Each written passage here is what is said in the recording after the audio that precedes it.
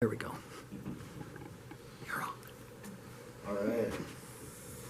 I named this What Ifs. That's my theme. My name's Chris Allen. I know most of you guys in here. It's good to be here. It's good to be where I'm at now. You know. All right, I'll get going here. What if I was never born? I was born in Bismarck, North Dakota. I moved to Minnesota when I was 3. From as young as I remember, I went to church. Just because I went to church did not mean I had a relationship with God.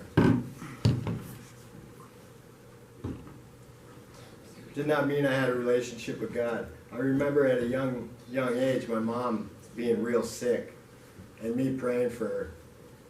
But she went to heaven when I was 4. Didn't realize how much that would affect me later in life. What if I never smoked my first joint at age 8? Or if I didn't drink for the first time when I was 12? Or try meth at age 15? I've been doing these 3 things all my life for 25 years. Well, 25 years of it. There's always been choices to live right and signs to show me God is real. I've had questions about this most of my life. What if I wasn't in and out of juvies or group homes, in and out of jails, over 11 years in prison for burglaries, DWIs, dope cases? Now, in and out, I've been in and out of prison quite a bit. You know, institutionalized, that was my logo, you know, but I wouldn't claim it, you know. I really started working on things when I started claiming things, you know, owning up to them. And I remember a story from my dad about my mom. My dad and uncle were downstairs in the kitchen while my mom was upstairs reading the Bible. They were newly Christians at that time. And my mom was up there and this 6-7 foot shadow came through the wall, you know, and it looked like, my dad said it looked like that ghost on them Demons and Ghost, that movie Ghost. It looked like one of them, you know. It had kind of a face but really couldn't make it out, and it was coming right at my mom. My mom jumped up, ran downstairs to where my dad and my uncle were, and they seen this thing float through and go right through the refrigerator into the wall and leave. You know, I'll never forget that story. And that's an ongoing thing in my life, wrestling with demonic things and such on meth. You know, there's so many things that I've seen on meth that I can't explain, I don't even want to talk about, you know. And so, what ifs is what I lived in for so long. It is a great tool for the enemy to keep me thinking about my past, to keep me hung up on things in the past that I can't forgive myself for. Jeremiah 29:11, for I know the plans I have for you, declares the Lord, plans that prosper you and not to harm you. Now recently, me and my sister were going to go to Arizona. We were going to fly out there and go help my dad. He had COVID, and he had COVID for a long time at this point already, like over a month. So we're like going to go out there and try to help them guys back to, him and his wife, back to health.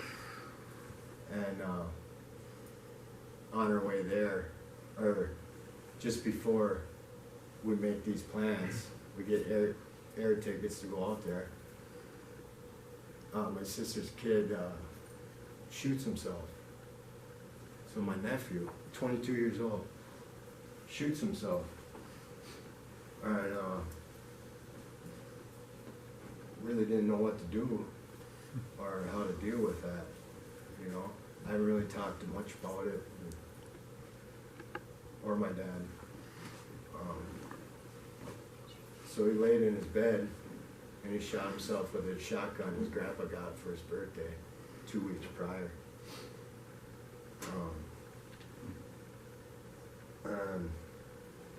So we just all go to my sister's, and we're there for his brothers and sisters, and for my sister. We canceled a flight to my dad's.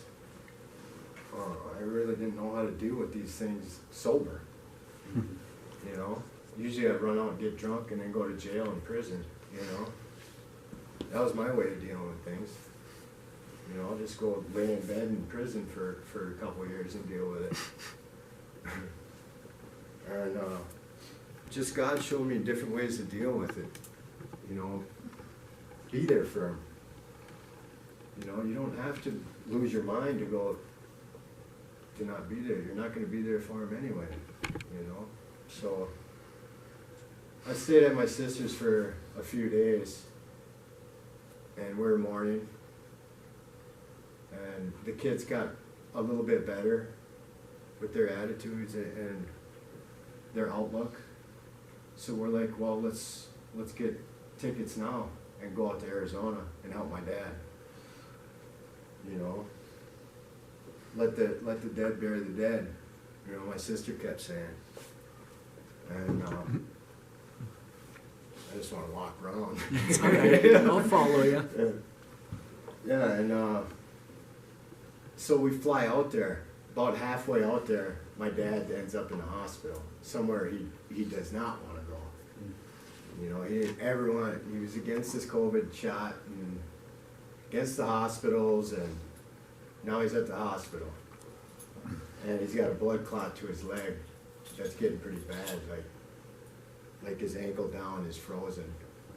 And the nurse that was there had to call the ambulance, you know, and so the ambulance came and got him, and he's jumping in the ambulance, he's hobbling out there, and he's like, I'm not kidding, no ventilator, none of this, none of that, you know, he's barking, you know, and he's like,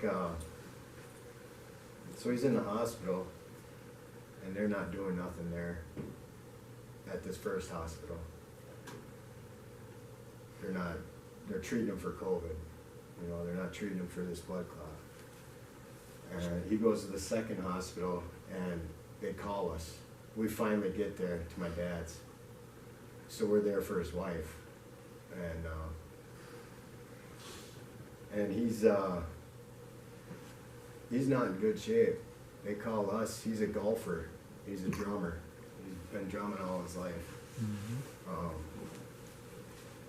They say he's got to amputate both his legs. We're like, man, do it. You know, do it. And doctor called us back about 3 hours later. Said we only had to cut off one of his legs from the knee down. So we're thinking he's on the up. You know, he's gonna be all right. And he's got one of his legs, he can still drum. You know? And then they call us like 4 hours later and say, you're gonna have to say your goodbyes over Zoom. We can't even go to the hospital, you know? And so the emotions just up and down, man, and dealing with this. And I'm not used to dealing with emotions, you know? And this was like everything all at once, like, man. So we say our goodbyes, and it was actually kind of comforting. Not seeing him that way, but how we went out. You know, he got married 03, 04, 05. And the time of death was 3:45. And there was just things in it where it was of God, you know? And that was one of them, comforting. you know, to know that he went out at that time. It was like he was negotiating with God, like, okay, I want to go to heaven, but I'm going to go at this time, you know. And just God loves us so much that he's just, yeah, okay, that's fine, that's cool with me, you know.